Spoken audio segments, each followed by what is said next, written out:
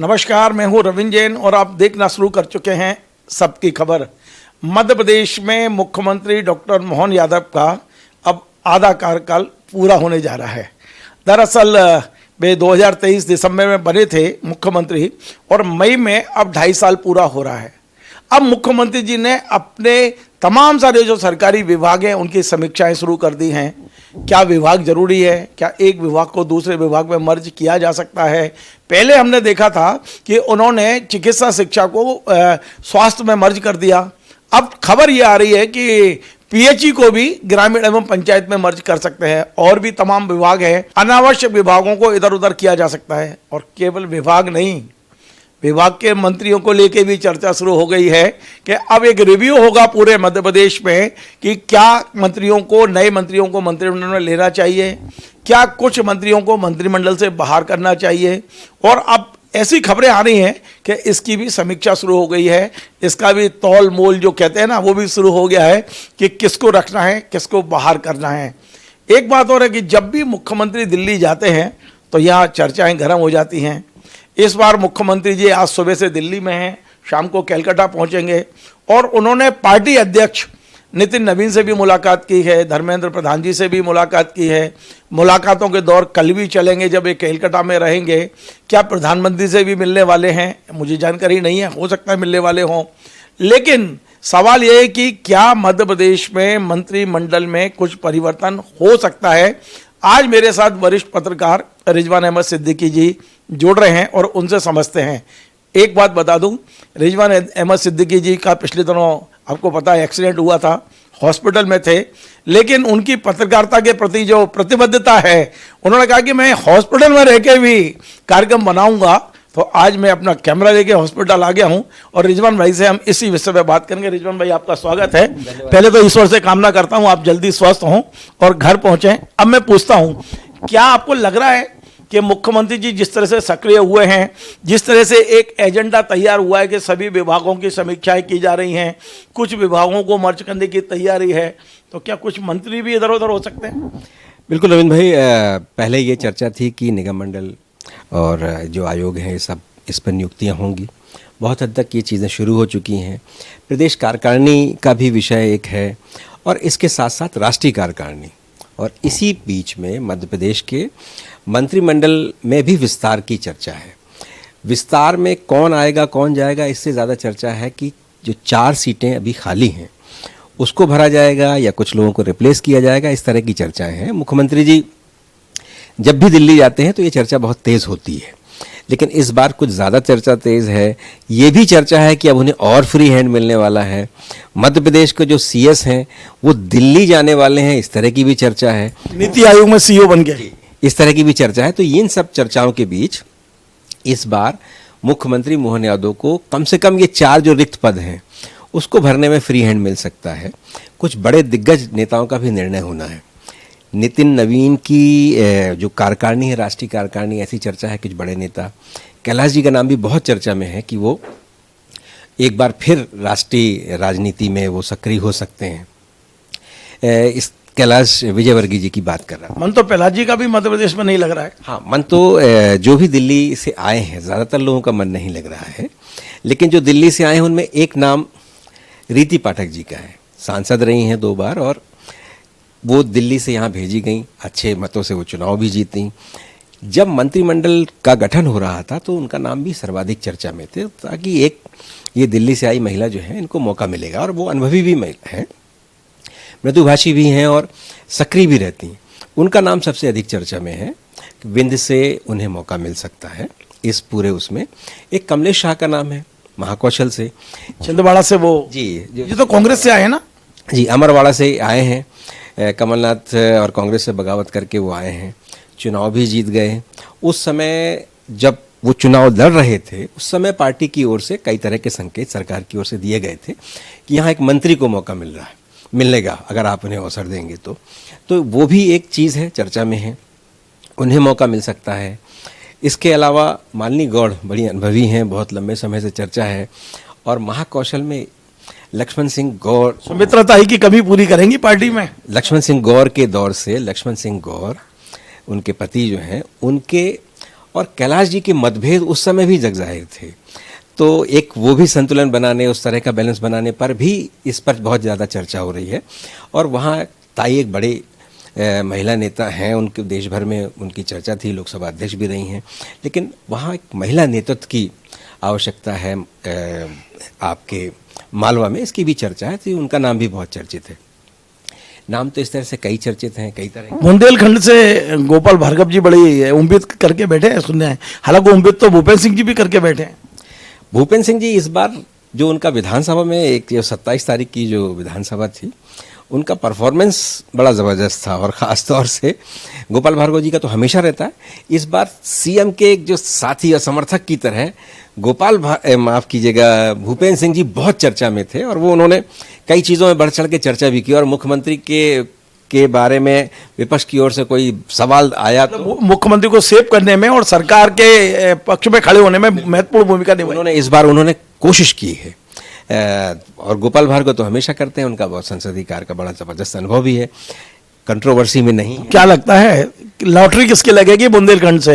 ये इन दोनों में कोई है या कोई तीसरा हो जाएगा? अब एक जिले से चार तो नहीं हो सकते, है ना। इस समय गोविंद सिंह हैं ही, तो मुझे लगता है कि सबसे अधिक चांस खासतौर से ये जो यूजीसी इस तरह की जो चीज़ें हैं उसके बाद गोपाल भार्गव के चांसेस सबसे अधिक दिखते हैं। एक बड़े, क्या ओबीसी का होना कारण है कि ओबीसी के दोनों हो जाएंगे, भूपेंद्र सिंह जी और ये? नहीं, गोपाल भार्गव जी जो है वो ब्राह्मण हैं और भूपेंद्र सिंह ओबीसी से हैं और गोविंद सिंह राजपूत तो छत्तीसगढ़। हालांकि दोनों ये कहते हैं कि हम ठाकुर है, राजपूत कहते हैं अपने को, लेकिन दांगी समाज मध्य प्रदेश में शायद ओबीसी में आते हैं। लेकिन भूपेंद्र सिंह जो सियासत करते हैं वो ओबीसी की ही करते हैं ज़्यादातर। हाँ, उनके बेटे ने अभी अपने को क्षत्रिय युवा बताया था, हम लोगों ने वो दिखाया भी था। लेकिन जो भूपेंद्र सिंह है वो तो दांगियों की, राकेश सिंह से उनके रिश्तेदारी भी है, निकट रिश्तेदारी भी है। राकेश सिंह तो ठाकुर हैं, क्षत्रिय हैं, लेकिन भूपेंद्र सिंह पिछड़े की राजनीति करते हैं। तो वहाँ गोपाल भार्गव ब्राह्मण होने के नाते उनके सर्वाधिक चांसेस है, वरिष्ठ भी हैं, ब्राह्मण भी। एक संतुलन, ब्राह्मण नेतृत्व का एक संतुलन जो है वो बुंदेलखंड से ये बन सकता है। कैलाश जी के बारे में जैसा मैं पहले कह रहा था, उनका बहुत चर्चा है कि वो वहाँ दिल्ली की सियासत की तरफ कूच कर सकते हैं। अब अमित शाह पर निर्भर करता है कि वो उन्हें कैसे उनका उपयोग करते हैं।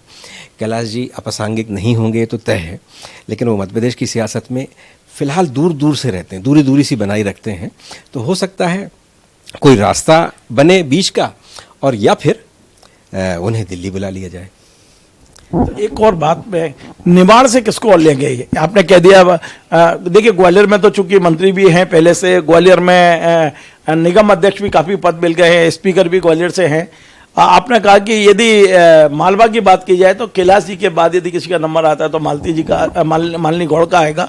निमाड़ से कौन आ सकता है? अभी केवल विजय साजी है शायद। देखिए, जब क्या अर्चना चिटनिस की लॉटरी लग सकती है?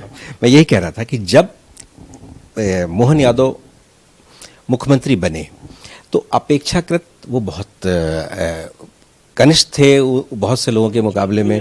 हाँ, बहुत से लोगों के मुकाबले में उनका एक ऑरा है, अपनी जगह है, लेकिन वो जैसे कैलाश विजयवर्गीय, प्रहलाद पटेल या विजय शाह, इस तरह के कई नाम ऐसे हैं जो उनसे बहुत सीनियर थे और लगातार वो सरकार में रहे। तो उस समय कुछ वरिष्ठ लोगों को अवसर नहीं मिला, जैसे गोपाल भार्गव का हम जिक्र कर रहे थे, वैसे ही अर्चना चिटनिस। पिछले बार वो विधायक नहीं थी, इस बार जब उन्हें विधायक बनी तो उनको मौका नहीं मिल पाया। लेकिन अर्चना चिटनिस का भी एक नाम चर्चा में है। लेकिन चूंकि एक ही वर्ग के कितने लोग बनेंगे, तो रीति हैं, अर्चना चिटनिस हैं और गोपाल भार्गव हैं। इनमें से दो लोगों को, जैसा मैं मानता हूँ, दो लोगों को मौका मिल सकता है। और विजय शाह का भी विकल्प पार्टी बहुत लंबे समय से ढूंढ रही है। उनकी वजह से बहुत तरह की कंट्रोवर्सी हुई है। वो तो माननीय उच्चतम न्यायालय ने उन्हें कौन सा अभय बयान दे के रखा है कि सुनवाई आती है फिर टल जाती है। तो लेकिन कहीं ना कहीं समस्या तो वो है। तो पार्टी एक ऐसा नेता ढूंढ रही है, वो महाकौशल से भी हो सकता है, निमाड़ से भी हो सकता है, जो बड़ा आदिवासी नेता हो, जो डायनेमिक आदिवासी। ये सब चर्चा है कि कुछ होगा भी, हम लोग केवल गाल बजा रहे हों? रविंद्र भाई, ये जो दो लोग हैं, जो दो शीर्षस्थ नेतृत्व है, वो कब क्या करते हैं ये पता नहीं चलता। दो में तीन नहीं मान सकते आप? नितिन नवीन जी को 2.5 भी तो मान लीजिए, कम से कम आधे ही मान लो ना। नहीं, मैं अगर आप उसमें आधा पौना कुछ आप कहना चाहें तो मैं भी विचार किया जा सकता है, लेकिन संभव नहीं है। करते निर्णय तो यही दोनों करते हैं। वो कुछ सलाह दे सकते हैं, अलग बात है, लेकिन निर्णय तो वो वही दोनों करते हैं। और सुप्रीम तो नरेंद्र मोदी जी ही हैं, तो वो क्या करते हैं, कब करते हैं, कैसे करते हैं, पता नहीं चलता।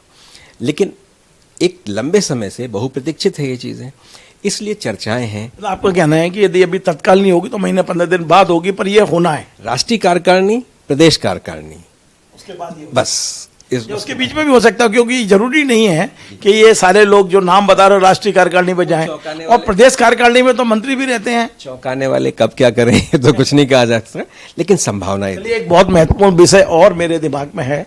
मुख्यमंत्री जी अपने सारे विभागों की समीक्षा कर रहे हैं। मध्य प्रदेश में सबसे बड़ी जो एक चीज महसूस की जा रही है कि अधिकारियों पे जो कंट्रोल होना चाहिए वो अभी भी नहीं है। आपको लगता है कि इस बार मुख्यमंत्री जी टाइट करेंगे? ये जो आधा कार्यकाल हो गया है, 2.5 साल पूरा हो गया है, तमाम सारे विभागों से जानकारी मांगी गई है, हालांकि 6 तारीख तक जानकारी देनी थी, लेकिन अचानक मुख्यमंत्री बिजी हो गए। तो अब ये मुझे लगता है कि कलकत्ते से लौटने के बाद किसी भी दिन सीएम समीक्षा शुरू कर सकते हैं।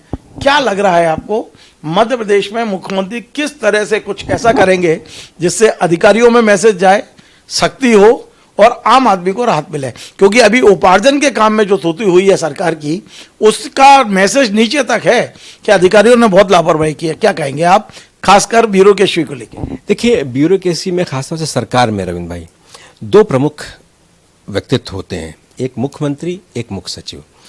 इनके बीच में संवादहीनता, इनके बीच में समन्वय, इनके बीच में अंडरस्टैंडिंग, इसलिए कि जाहिर है मुख्यमंत्री सुप्रीम है, लेकिन कई बार मध्य प्रदेश की सियासत में ऐसा लगता है कि उनके अलावा भी कोई और सुप्रीम है।